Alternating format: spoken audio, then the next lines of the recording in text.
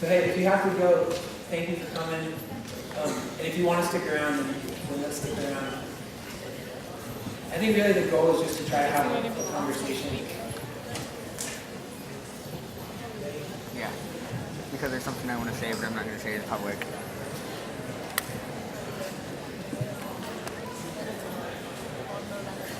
What? What is it? I can't tell you, like, something. I'll have him tell me. Like, it's something I've been waiting to tell him since I found out Tell about people this. later. Just Thank you guys for staying. I'm very right, they kind of have to. Go for it. Please go for it. I think really the hope is like, kind of like I said up front, just that it's not, hey, me, the expert with all the answers. There might be things that I just say I don't know to, but maybe just something that feels more like a conversation, just to really try to invite you guys and your opinions and questions and comments. Yeah.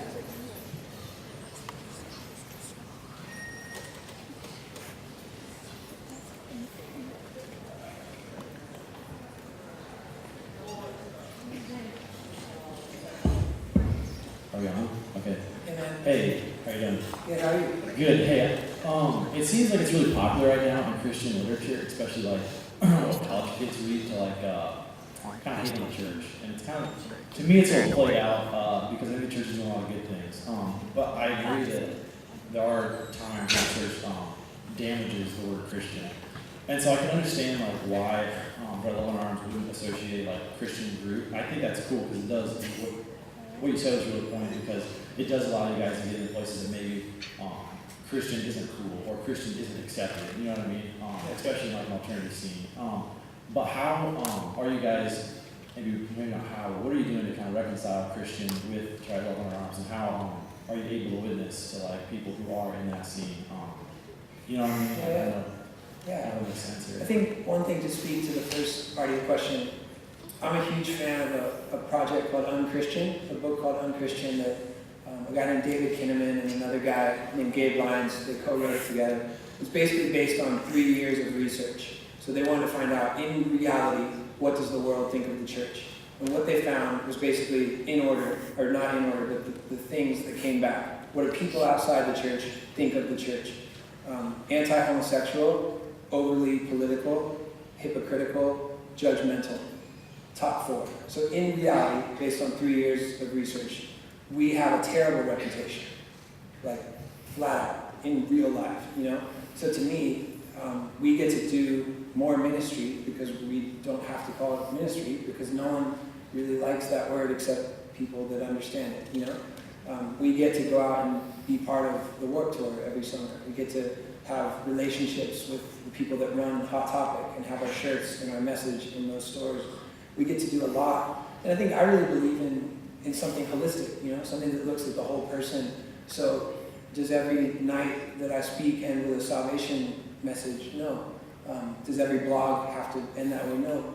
But I think what we're trying to do is just introduce language that presents something different. We really believe in honesty, you know, that Jesus, that we're offered a life of freedom, you know, that we're offered a life of freedom, and that literally means that there's nothing you can't talk about. But I think it also means that there's not the pressure that every conversation should look and feel and end the same. You know what I mean? And so I think the other thing is like I've gotten to be friends with some of my heroes in the church. And as an individual, like I have no problem saying that that's something that I'm a part of. Like that's the lens that I see the world through, is that bigger picture. You know, is that idea that I'm part of a bigger story. I think we're just fine with the idea that it's a patient process. We got a message from a Muslim girl a couple weeks ago who said, you know, I don't think I believe the same things as Jamie, but it seems like there's something true about what you guys are doing. It seems like there's something right about that, something that feels right. And I think we're okay with just being one piece to the puzzle. You know what I mean? I mean, the language of what I believe is pretty obvious in the story that was written, you know? And to me, I'm thankful, maybe more than anything else, that we haven't gotten pigeonholed. Because, I mean, it wouldn't take much to realize, dude, that guy's a Christian. And I'm so thankful that we haven't just gotten labeled as, oh, that's this Christian project. I think what happens is people think that if it's a Christian anything, that's all you're interested in. That's all I want to do is lead you to Jesus. And the reality is we want people to put down razor blades and put down the gun that they have in their head and step back from the edge of the building. And maybe those are the most dramatic examples, but just the idea that we want people to experience life. Like we want people to be fully alive. And do I hope that people would come into a relationship with Jesus? Absolutely. But I also hope that people wouldn't feel alone and that people would feel healthy. And unfortunately, I think the church has failed people in that department in many cases. The church doesn't talk about these things. So I'm not going to pretend that they do. I think we've been invited in a lot of settings where we actually get to be a part of that change, and we get to talk about these things in that setting. You know, and in those settings it might sound different. There might be more scripture, you know what I mean? So I think it is tricky, and maybe you and I agree to live in the tension, that's a healthy tension.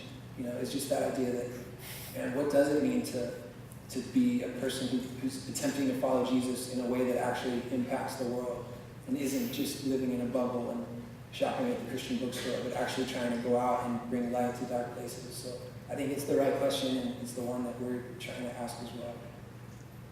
Sorry for the long answer. Hi. I just had a question about our involvement in just like here at Taylor and when we're helping a friend. Like, what's the line between us reaching out to them and us helping us themselves, and then when we like refer? It's like when are we in over our heads? Yeah. Or just what do you think that's that line, or if there is a line, or your Yeah. opinion on that? I think that's a good question. I think we get asked that a lot. Like, a lot of times I use Renee as the example because I think there's a lot of people who did their best to love her for months and years before I met her. And I'd come along and kind of get painted the hero, like Jamie saved the girl and wrote the story and now he's on the news, you know? And the reality is there's people that tried to love her and tried to meet her needs and encourage her to change or to pursue help in a time when, for whatever reasons, she wasn't ready to receive that or embrace that. And so I think it's good to acknowledge that she would say there was people that she pushed away 3 years ago that today, if you asked her, she would say she's so deeply, dearly grateful for those people that didn't give up on her. And I think as hard as that is, that is what I would encourage you, you know, is just to say, don't give up on your friends. Don't give up on the people that you love. And I think yet the reality that comes with that is that people are going to make choices that hurt us. People are going to make choices that make us afraid. And there's things that unfortunately are beyond our control that make it really hard, you know, because we want control. Like we crave it. We want the best for these people. And I think the other part of your question, I think, like when is there a line? I think when you're genuinely worried for their life, you know, I think that's a point when you have to, when it is the right thing to do to tell someone else, you know. And I think more than anything, I think it hinges on trust. Like what an amazing thing that you get to be a friend, because I think that, I'm just using you as the example, but I think when people trust us, there's just so much that comes with that is different than if you're just a stranger on the outside saying, hey, I've decided I want to help people at Taylor. You know, I think it does start with our community and with the people that we're close to. And I think, unfortunately, that what you mentioned is maybe the hardest part, is just knowing that at a certain point it's beyond us, it's beyond our control, you know. But I think when you feel like someone's talked about suicide, or when someone's life is at stake, I think that's when it is good to go beyond yourself. And I think part of it is, as much as we desire community for the person who's hurting, I think we want to say that community is essential for the person that's trying to help as well, so that it's not just you living in your own head trying to figure out how to respond, but that there actually be a group of people involved in whatever you're dealing with or whoever you're trying to help. Does that make a little bit of sense?